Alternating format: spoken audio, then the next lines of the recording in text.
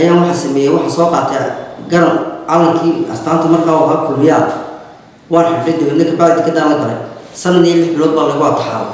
sanadii 6 bilood baan dalka uga baxay cara aan qabo oo ka baad waxa qabsaday kulmiye Soomaan wana buurtaasan macdan iyo dhaga doonto waan soo gurinay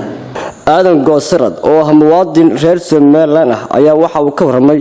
waqtigii ay jirtay xukuumadii madaxweynihii hore Daahir Yaale Kaahin oo lagu xiray garan calanka xisbiga kulmiye oo la galay dekada weyn ee magaalada Berbera waqtigaas oo shaqaale ka ahaa dekada kadib waxa uu xidhnaa muddo sanad iyo 6 bilood ah isagoo kaliya lagu xiray garanka calanka kulmiye oo la galay dekada weyn ee magaalada Berbera kadib muddo 13 sanadood kadib ayaa waxa uu dib ugu soo laabtay magaaladiisii waxaanu ka warramay horumarka ka tisqaaday magaalada Berbera halka saddex qodob baan maanta ka yaan shacabka ku nool gobolka Saaxil tuulada degmada aan doonayay inaan ku yar baraarujiyo saddexda qodob waxa weeyaan qodobka koowaad qodobka koowaad anigu quseeyay gaar ahaanteedu ku dhacay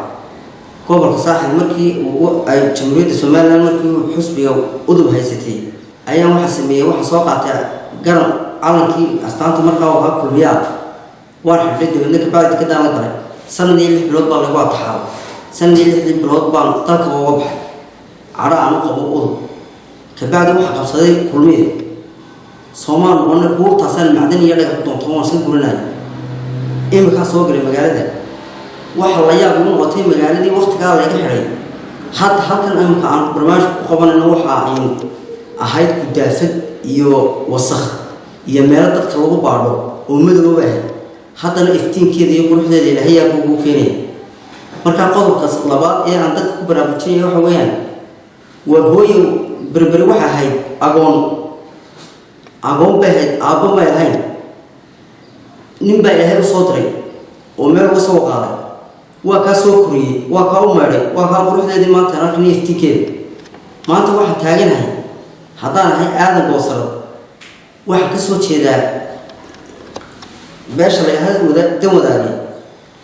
anigoo u ii sharaxaynin maanta codkayga waxaan ugu hambalyeeynaa oo abaal kulli baabaal ma hay ana abaal ku siinaya aan ugu celinaya abaal maayir Cabdishakuur Adin war tawaya hebelay codka ku bixinayeen yaa wax qabtay cod ku bixiya yaa wax qabtay cod ku bixiya ayaan maanta ku baaqay tuuliyada degmada anu maanta codkayga waxa siinaya Cabdishakuur Adin nin wadaagaan siin maayo kay soo baxay anigana musharaxana siin maayo waayo musharax xumaan qabanayni maanta kan haysta wuxuu qabtay baan arkaa laakiin ka soo saaray wax qabtay ma oogitay farbaad maanta lagu hiileeyahay war fartiina ku hiiliya oo ina yar tolay hebelay leedahay inaga ilaaliya anu ba siin maayo hadii wadaagan laga tirtirayo deega qaad maayo haduu wax walba qiyaabaan uga qaaday waxaan leeyahay in meeyo baraaruga oo yaa wax qabtay aan wax ku bixino yaa wax qabtay aan wax ku bixino oo baliftiinkan daawada maanta baxay baliftiinkan daawada maanta ka baxay Berbera